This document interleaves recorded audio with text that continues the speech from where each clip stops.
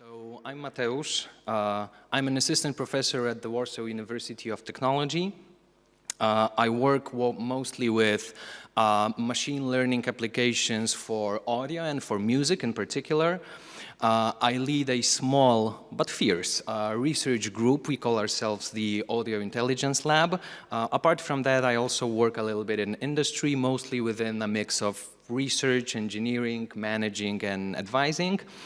And apart from all this computer stuff, I'm also a musician. I've been a professional drummer for over 10 years. I've been very fortunate to play with a bunch of different Polish artists as a touring and a recording musician. So I kind of got to see the ins and outs of what it feels to be a musician. And I've always liked to combine some different ideas, and I was always looking for ways to kind of integrate the two and have this sort of experimental approach. And this is what brings us to the topic of today's talk, which is MIDI. So who has ever heard about MIDI? Yeah, like almost everybody in one way or another. So you may know MIDI from computer games or from tinkering with electronic devices, or, as I'm assuming in many cases, from your own musical experience and interests. And the title of this talk actually came from a question. We were presenting some of our research at an AI conference, and we were very happy with our results. And the first question we got was, yeah, this is all fun and good, but why are you working with this obsolete data format from the 90s that was used like on early Windows machines and in general sounds terrible, right? So, and that was such a fantastic question with so many misconceptions. I'm so thankful for the guy who asked this question. I immediately thought, like, this is a great topic for a talk. So MIDI can be confusing. It is a confusing piece of technology, and I hope that today we'll be able to uncover and demystify some of those ideas. So MIDI stands for Musical Instrument Digital Interface, and by no means is it a new technology. It's a protocol invented in the early 80s by a bunch of companies that were producing, and still are, musical gear. And the main purpose of MIDI is to communicate synthesizers and computers. For instance, by the means of 5-pin MIDI cables, such as these. What MIDI does, it transmits performance information like notes, sequences, instrument parameter values, etc., etc. And the first thing I would like to debunk is that obsolete technology, which is not true. MIDI is extremely relevant up to this day in many contexts, and most of the music you listen to every day, unless we're talking about very particular genres, is produced and created using MIDI one way or another. This is how MIDI could look like in its native environment. So what you're seeing is a DAW, which stands for Digital Audio Workstation. So this is the musicians or the producer's IDE, right? And these blocks over here, these are MIDI notes. So they resemble kind of, if you watched American Western movies with the player pianos with the roll and the piano was playing by itself, this is kind of a piano roll representation of the MIDI information that you could think about. And in terms of parameter values, these lines over here are volumes and velocities of the particular MIDI node. So right off the bat, we get one of the parameters that we can tinker with. Okay, how does MIDI relate to actual sound? So we're gonna take a look at the cheesy sound part of the question.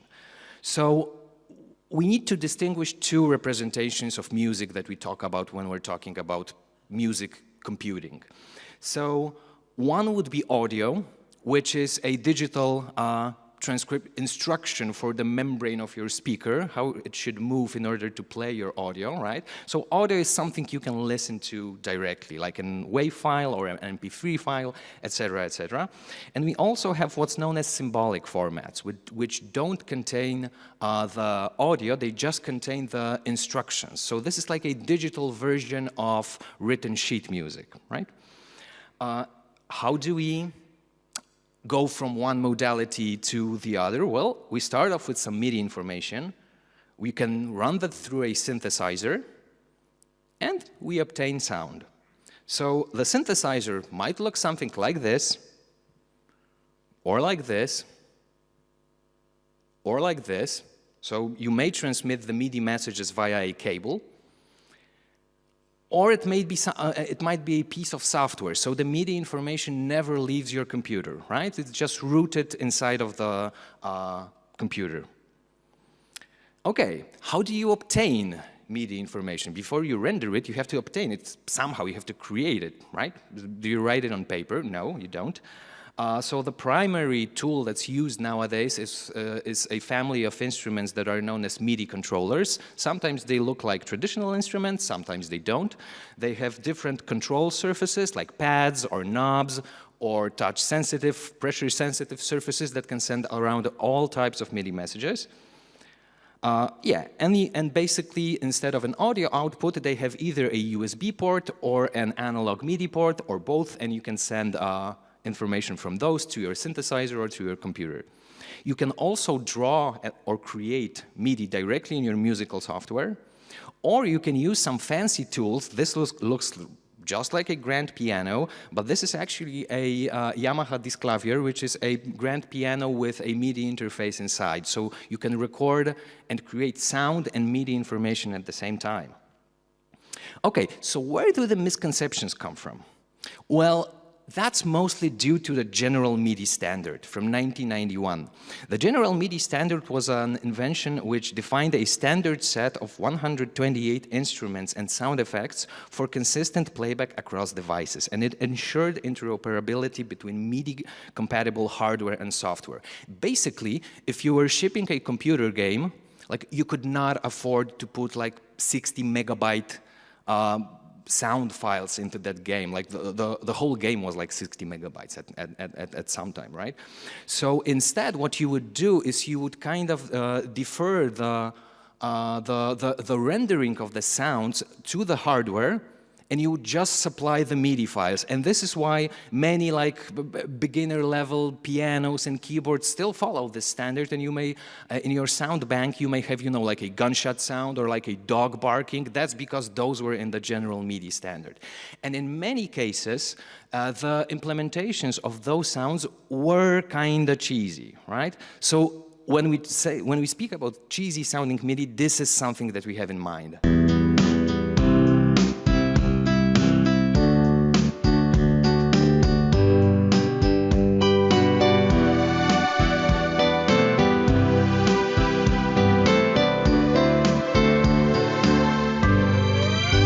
So it's not terrible, right? But this is what I think people have in mind when they think about cheesy sounding MIDI. Well, the next example is MIDI as well, but it's rendered using a nice wavetable synthesizer. This is also MIDI.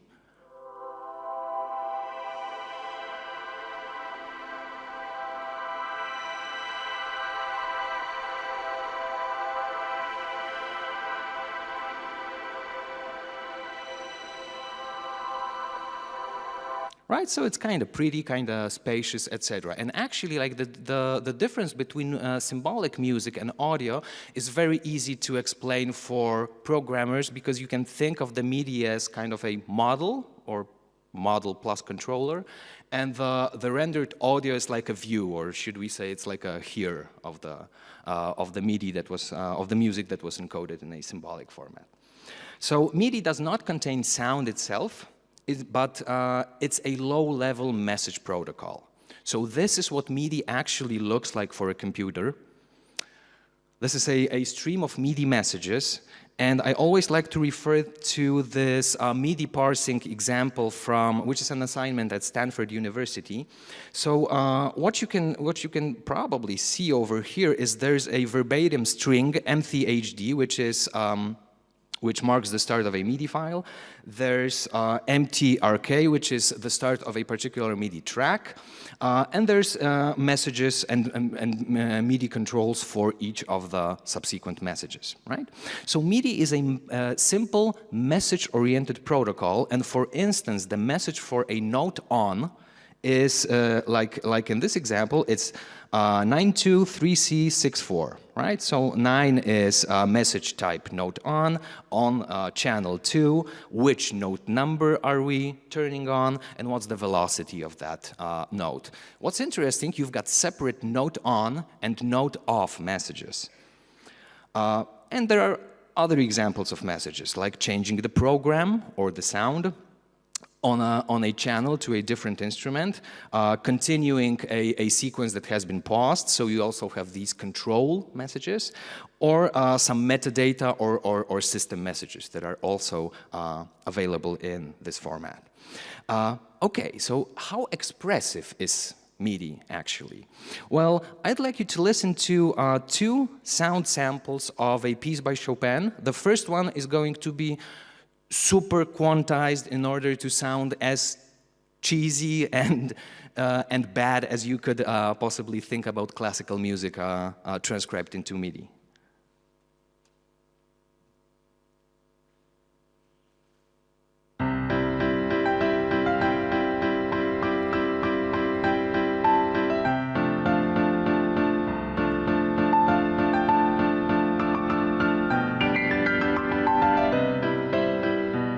Okay, so that sounds like somebody would be punching the piano, or like punching the listener using the piano, right? And this is also something that I think people often think about when thinking about MIDI. But again, there's nothing in the protocol itself that kind of enforces this type of quantization, either in the velocity or the timing space. So now we're going to listen to another performance, and this is also recorded as MIDI, but played by a human performer without any quantization, and then rendered using a very nice piano synthesizer.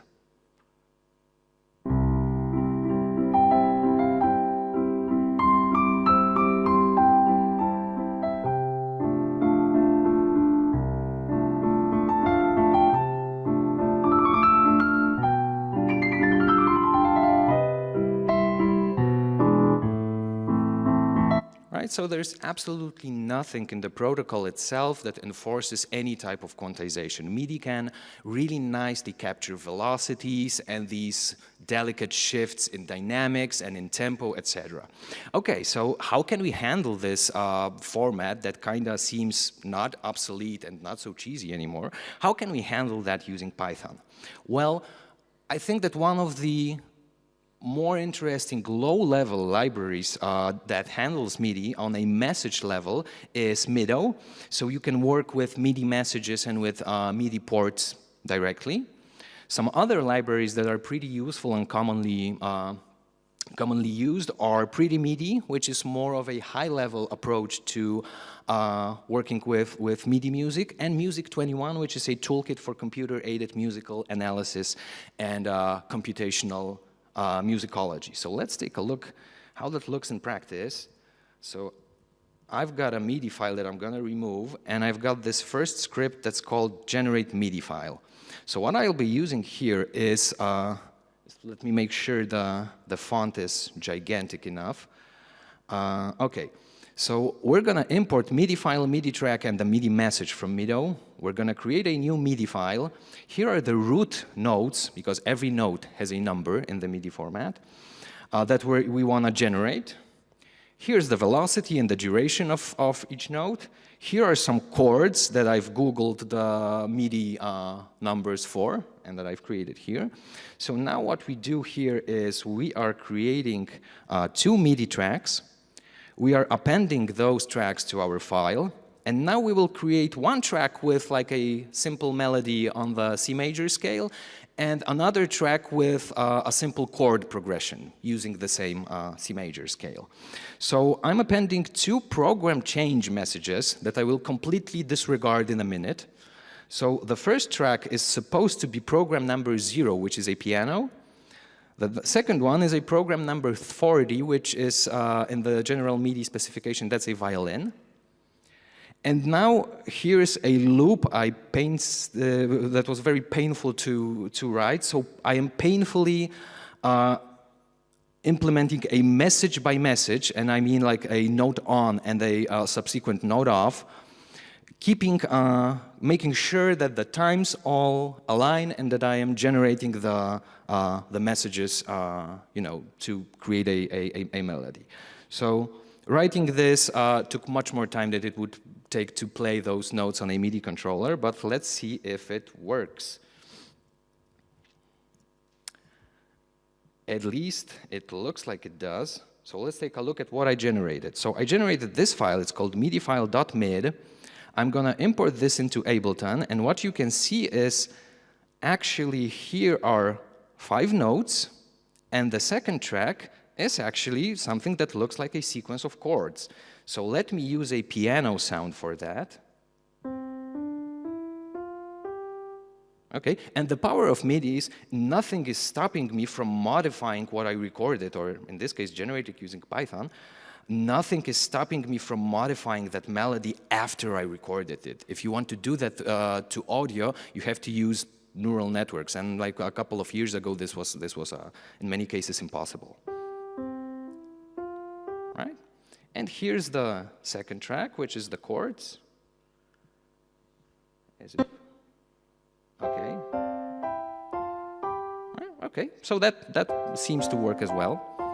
And again, although I said that the second track should be a violin, there's nothing stopping me from rendering this as a piano. In fact, there is also nothing stopping me from rendering this using, again, a nice synthesizer.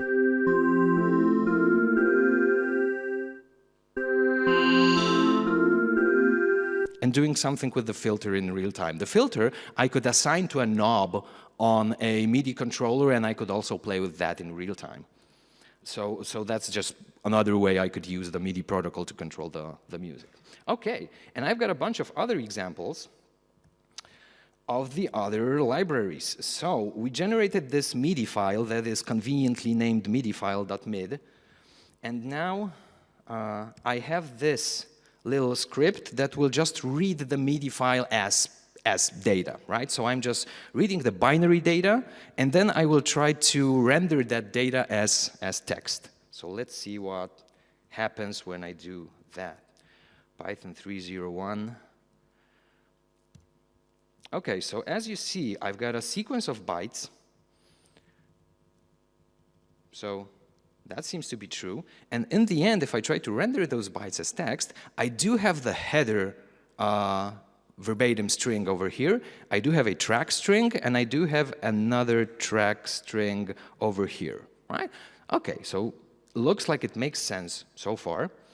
Right.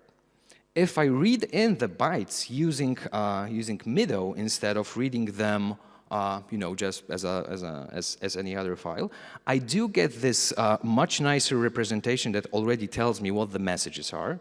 So that seems to be sort of an improvement.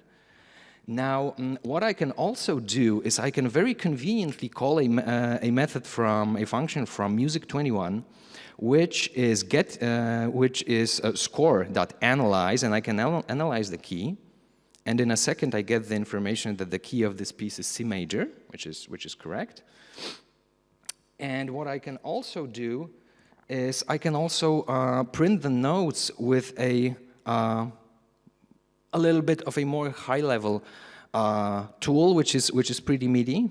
So I just get the pitch information. Where does the note start? Where does it end? And I can use this very convenient notation where there's a MIDI data object that has an instruments attribute. So for the first instrument, I can take a look at the notes, right? So it looks like the ecosystem for working with MIDI is pretty nice right off the bat.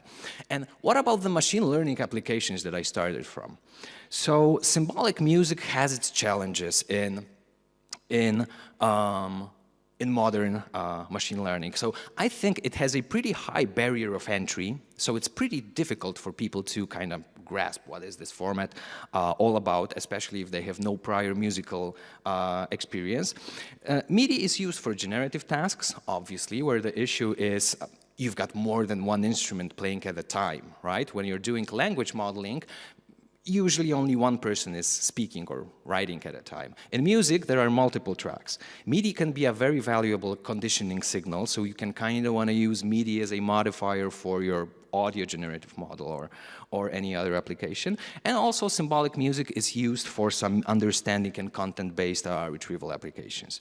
So if you just want to start playing around with generative MIDI, last year we've published this framework called Symbotunes, in which we aim to kind of re-implement some of the classical generative MIDI models. As of now, we've got a transformer, we've got a pre-trained GPT-2 type of transformer working here, and a simple recurrent neural network. So the pre-trained weights are on GitHub. You can play with that right off the bat. Another issue is what is actually processed here. So for language, there's this app called the Tick Tokenizer, in which you can take a look at what is actually processed by language models. So language models don't produce letters or syllables or words, they produce tokens. And it's up to the designer of the system to decide what those tokens are. And in MIDI, and in symbolic music, there's a plethora of ideas. How should we tokenize MIDI? Should we stack the information that corresponds to a single note, or should we just treat it as a stream of messages, et cetera, et cetera? And there's this great tool called MidiTok that implements many of these tokenizations, on which the research community has not yet agreed which one is better than the other for particular applications. But what we did, we also published this last year, is a tool called MidiTok Visualizer. This is a web app. The backend is in FastAPI, so that's still Python. And what it basically does is it allows you to, this is how it looks at this time, it allows you to choose a tokenizer for MIDI, upload your MIDI file. The tokenizers also have a lot of settings and parameters. Then you can upload your MIDI file, and you get this visualization of how your MIDI file was tokenized. So on the right-hand side, what you can see is a piano roll representation, and those little squares on the left side, these guys, are the particular tokens tokenized by the tokenizer that correspond to the notes. So if you kind of want to have grasp on what was tokenized and what is actually getting generated by the models, this tool does it for you. So MidiTok Visualizer, highly recommended. And the last idea I want to talk about very briefly is how do you evaluate generative MIDI? So I want to mention this framework called MusePy. It's very nice. It's also widely used in symbolic music research. One of the good things it does is it provides a very nice object-oriented a set of very nice abstractions over the MIDI format and some converters to other formats and other libraries. But what it also does, it provides you a bit of metrics to compare your generated music. But these metrics are kind of low level, like ratio of time steps where multiple pitches are on. Well, that tells you something, but what does that actually tell you? Or empty measure rate, the ratio of empty measures. So there's basically no objective metric that you could use as a single number to tell you how you're doing, which is what people tend to do in computer vision. And to solve this issue, last year, well, basically this year, but last year, we proposed what's known as the Freshet music distance. It's a objective metric that computes statistics on sets of embeddings of symbolic music and some reference music, and it returns you a single number that kind of tells you how good of a job your model did in emulating your generated symbolic music in comparison to some reference music. I think also that the tool we wrote for the Freshet music distance is pretty nice. It's pretty usable. It has a nice command line interface, so you can also work with it out of the box. So in summary, MIDI is not sound, and it doesn't have to be cheesy. It's a powerful and relevant music protocol that's widely used in the music industry and in research. Symbolic music processing is a fascinating research area. And Python provides really great tools for working with symbolic music. You can find me anywhere over the internet under the handle @Modrzejewski, and it's been a real pleasure to talk to you about those cheesy sounds from the 90s. Thank you.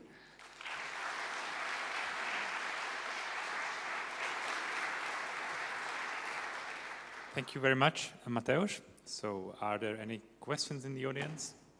Okay. Hello. That was a very entertaining talk. Thanks for that. Thank you. I have a question. You showed like how to process MIDI with Python. Is it also possible to play MIDI using Python libraries? There are some Python-based synthesizers. The one that I think is most popular is one called Fluid Synth. So you can also render MIDI from like the level of Python. There are also some other tools that I know support, for instance, like VST plugins, like Pedalboard has support for third-party VST plugins for some time. So also today there was an amazing talk how you can incorporate a framework called Pio for real-time processing. So if you're creative enough, you can never leave, you know, like the interpreter if you want to make music. All right, cool, thanks. Thank you. Thank you. There are no more questions. I still have one. Yeah. And that would be, you showed us how you turn MIDI into sound, which is one way. So is there an easy way how to go from audio to MIDI? Awesome question. Easy way, not really. But is there a way? Yes. So the most manual way would be to ask someone to transcribe it. But there are also, as of today, machine learning models that do automatic transcription. So audio goes in, for better or for worse, right? But audio goes in and a symbolic format like MIDI goes out. So they basically automate the process of writing something down from by ear. Okay, thank you. Oh, there's a question. Perfect. Hey, I have a question. Do you know of any Python libraries for like generative music creation? So, for example, like my first introduction to mido was just a little library I wrote where it would actually just kind of create random music and stuff like that. But is there anything out there that's a little bit more sophisticated that you can, say, hey, I want this instrument, and then just start playing notes in C minor or something like that? I don't think there's anything that would be as convenient as some of the tools that are today used for like computer vision or language processing. However, there's a bunch of symbolic music processing libraries. There's also this thing called partitura. There's also this environment called Foxdot in which you can like program in real time and that generates music. But I think like what I've mostly seen when working with MIDI is like a combination of MusePy, Pretty MIDI, mido.